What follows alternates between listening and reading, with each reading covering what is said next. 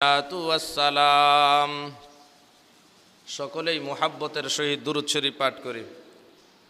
আল্লাহুম্মা সাল্লি আলা মুহাম্মাদিন ওয়া আলা আলি মুহাম্মাদ কামা সাল্লাইতা আলা ইব্রাহিম ওয়া আলা আলি ইব্রাহিম ইন্নাকা হামিদুম মাজিদ। اللهم بارك على محمد وعلى آل محمد كما باركت على إبراهيم وعلى آل إبراهيم إنك حميد مجيد। उल्फत में बराबर के वफा हो के जफा हो, उल्फत में बराबर के वफा हो के जफा हो, हर चीज में लज्जत है अगर दिल में मज़ा हो, हर चीज में लज्जत है अगर दिल में मज़ा हो।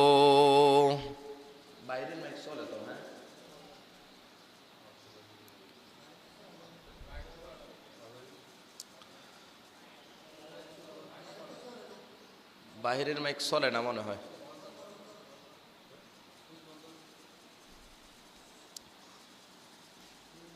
আলহামদুলিল্লাহ, আল্লাহ তাআলা দরবারে লাখো কোটি শুকর ও সুজুদ, যে মহান আল্লাহ তাআলা আমাদেরকে পবিত্র জুমার নামাজ আদায় করার উদ্দেশ্যে আল্লাহর ঘর মসজিদে আগে আগে আসার তৌফিক দান করেছেন। এই কারণে শুকরিয়া আদায় করি আলহামদুলিল্লাহ।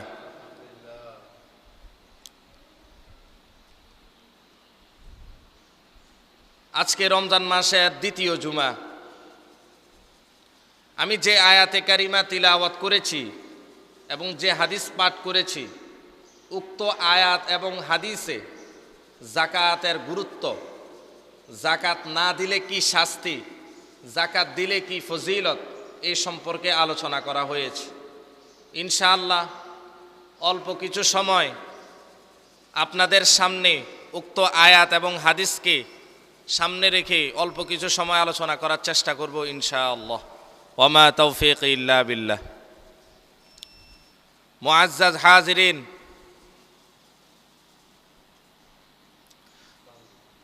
বর্তমান আমাদের সামনে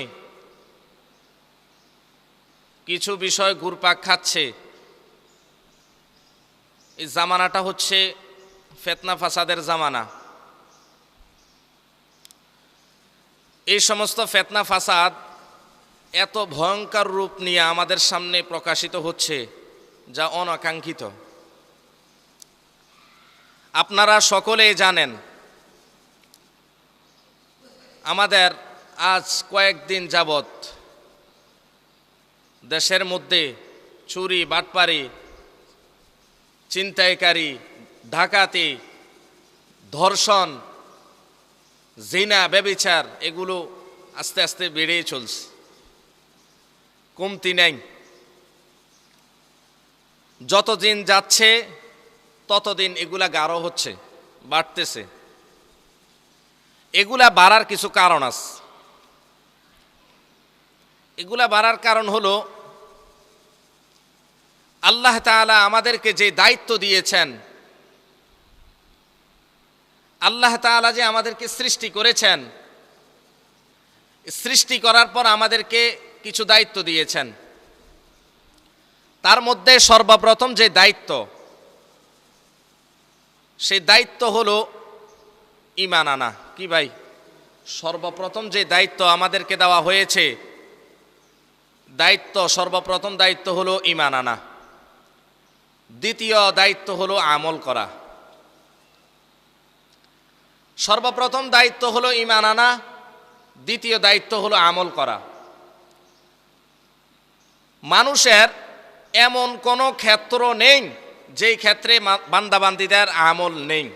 অর্থাৎ আপনি আমি যেই সাইডে চলমু, যেই কোনো কিছু করমু দুনিয়াতে, আল্লাহ তাআলার ফর্মুলা আছে, নবী আলাইহিস সালাতু ওয়াস সালামের বাতানো রাস্তা আছে, পদ্ধতি আছে, সিস্টেম আছে। আমরা আমাদের মন গড়া মতো ওই সিস্টেম ছাড়া যদি চলি তাহলে আমাদের আমল হবে না, বরঞ্চ এটা হবে লাগামহীন জীবন। যেমন আমি কি চিন্তা করব, কি ভাবনা করব, কি ফিকির করব, এটা পর্যন্ত আল্লাহ তাআলা আমাদেরকে জানিয়ে দিয়েছেন। প্রত্যেকটা ক্ষেত্রে আল্লাহ তাআলা এবং নবী আলাইহিস সালাতু ওয়াস সালাম আমাদেরকে বলে দিয়েছেন ইসলামটা হচ্ছে পরিপূর্ণ একটা ধর্ম। যেমন বর্তমানে এত কিছু হচ্ছে, দর্শন হচ্ছে, জিনা হচ্ছে, ডাকাতি হচ্ছে, ছিনতাইকারী হচ্ছে, এত কিছু হচ্ছে। আজকে যদি বাংলাদেশের মধ্যে সহ পুরা দেশের মধ্যে আল্লাহ তাআলা যা বলেছেন, তাদের যে যে ফর্মুলা দিয়েছেন, হুদুদ কায়েম করেছেন, দণ্ডবিধি রেখেছেন, এগুলা যদি কায়েম হতো, বাংলাদেশ নয় সারা বিশ্বে আজকে শৃঙ্খলার মধ্যে চলে আসতো। যেমন দর্শন করলে কি শাস্তি, যদি আল্লাহ তাআলা কুরআনুল কারীমের মধ্যেও বলে দিয়েছেন আয-যানিয়াতু ওয়াজ-যানি ফাজলিদু কুল্লা ওয়াহিদিন মিনহুমা মিয়াতা জালদা, যদি অবিবাহিত কেউ দর্শন করে, জিনা ব্যভিচার করে, তাহলে ইসলামের হুকুম হলো 100 বেত্রাঘাত করা। কি ভাই? 100 বেত্রাঘাত করা। আর যদি অবিবাহিত হয় তাহলে হুকুম রাখা হয়েছে তাকে রজম করা। আল্লাহ তাআলা কুরআনুল কারীমের মধ্যেও বলে দিয়েছেন এবং অসংখ্য হাদিসের মধ্যেও স্পষ্ট আকারে বলা হয়েছে রজম। যদি অবিবাহিত হয় তাহলে বেত্রাঘাত, আর যদি বিবাহিত হয় রজমের হুকুম।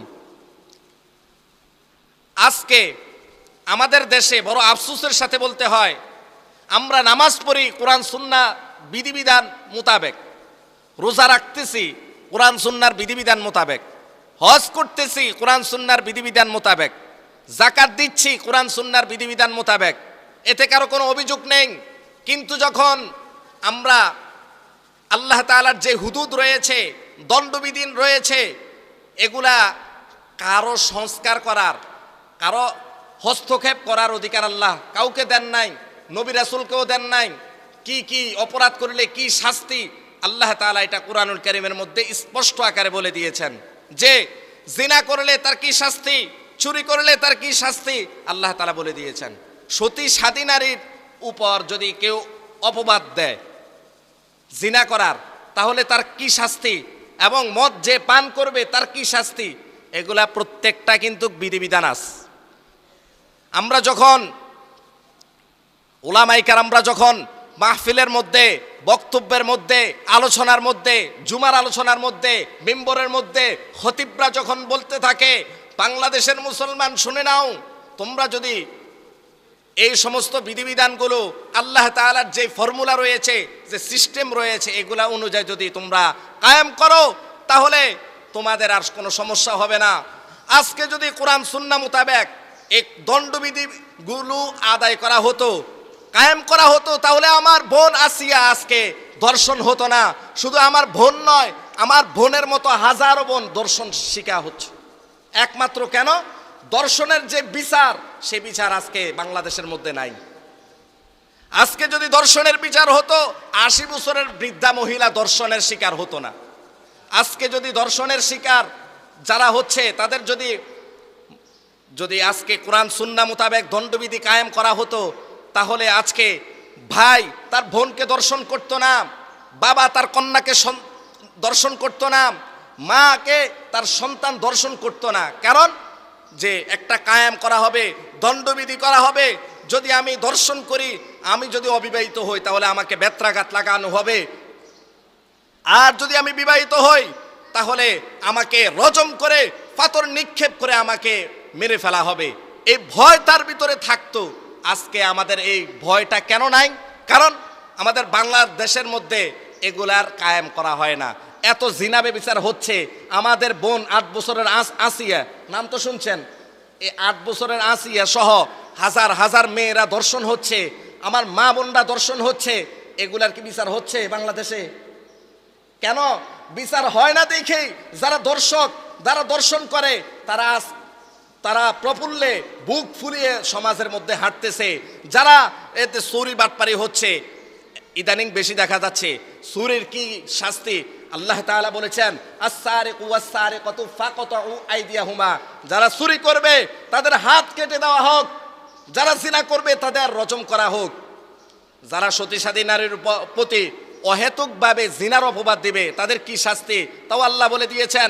যারা মদ পান করবে, ইয়াবা, গাঞ্জা, আরো যত ট্যাবলেট আছে, এগুলার যেই শাস্তি রয়েছে কোরআন সুন্নাহ মোতাবেক, এগুলা যদি আজকে সমাজের মধ্যে বাস্তবায়িত হতো, তাহলে আমাদের সমাজটা, আমাদের রাষ্ট্রটা, আমাদের দেশটা এত উচ্ছৃঙ্খল হতো না।